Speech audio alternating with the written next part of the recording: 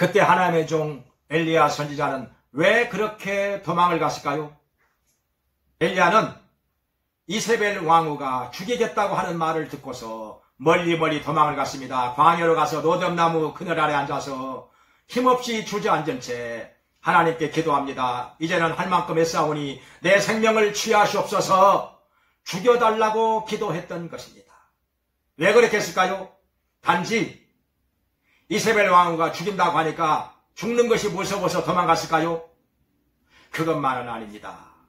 백성에게 실망을 했고 왕에게 실망을 했기 때문입니다.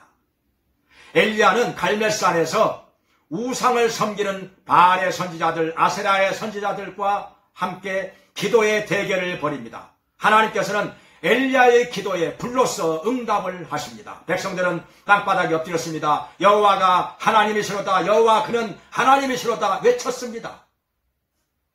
그리고 엘리야는 하나님께 엎드려서 7차례 간구합니다. 3년 반 만에 비가 오지 않던 메마른 땅에 비가 억수같이 쏟아집니다. 백성들은 기뻐했습니다. 이제 농사를 지을 수가 있습니다. 짐승들을 키울 수가 있게 되었습니다. 얼마나 좋았겠습니까? 그런데 더 이상 아무것도 없습니다. 하늘에서 불이 떨어지고 엘리야의 기도로 말미암아 비가 쏟아지게 되었는데도 엘리야의 명령에 의해서 우상을 섬기는 바알의 선지자들, 아세라 선지자들 850명을 기손 시내가로 데리고 가서 죽였다는 것, 이것 말고 더 이상 한 일이 없습니다. 나라를 새롭게 바꿔놔야 하는 것인데 왕에게 더 이상 우상 숭배하지 말자고 요구를 했어야 하는데 백성들은 더 이상 아무것도 할 줄을 몰랐습니다. 이런 무능한 백성들 바라보면서 엘리야 선지자는 회의와 실망에 빠졌던 것입니다. 내가 더 이상 할 일이 없다.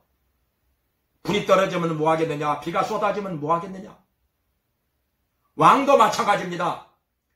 엘리야의 기도에 불로써 제단에 응답하시는 거 봤습니다. 비가 쏟아지는 것도 봤습니다. 그런데 아방은 병거를 타고 가면서 병거 바로 앞에서 비를 맞으며 뛰어가는 엘리야 선지자를 병거에 올라타도록 하지 않았습니다.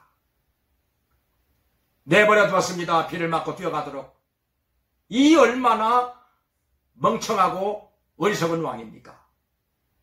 이런 엘리야를 궁으로 모시고 가서 함께 식사 대접도 하면서 나라 일을 의논했더라면 얼마나 좋았겠습니까? 앞으로 내가 왕으로서 어떻게 해야 될 것인지 나에게 말씀해 주십시오.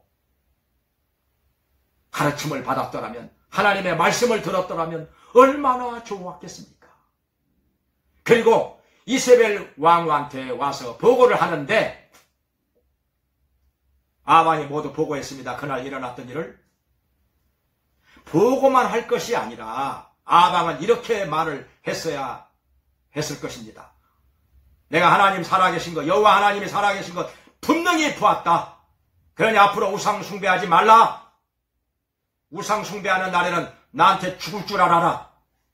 이렇게 했어야 되는데 오히려 이세벨 왕후가 엘리야 선지자를 죽인다고 하는데 아무 소리 않고 있습니다.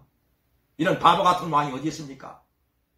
그러니 엘리야가 실망할 수밖에. 여기 열왕기상 19장 3절에 보면은 엘리야가 그 형편을 보고 광야로 도망을 갔다고 했습니다. 그 형편이란 바로 이런 것입니다. 백성들 아무것도 할 줄 모릅니다. 아방 무능하기 짝이 없습니다. 이세벨 왕후는 하나님의 살아계심을 전에 듣고서도 오히려 하나님의 종 엘리야를 죽인다고 합니다. 그러니 엘리야가 도망을 가서 죽기를 원하여 하나님 앞에 간구했던 것입니다. 그러나 우리 하나님께서는 이런 엘리야에게 찾아오셔서 말씀하십니다. 사명이 있다. 아직도 너에게 할 일이 있다. 내가 너를 계속해서 사용하리라 말씀을 하십니다. 과연 하나님께서는 엘리야를 귀하게 능력 있게 사용하셔서 하나님의 선하신 뜻을 이루셨던 것입니다.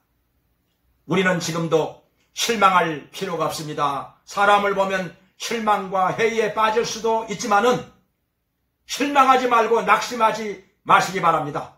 하나님께서 우리를 사용하실 것입니다. 사명이 있습니다. 사명이 끝나기 전에는 절대로 죽지 않습니다. 하나님의 선하신 뜻이 우리를 통해서 이루어지기를 간절히 바랍니다.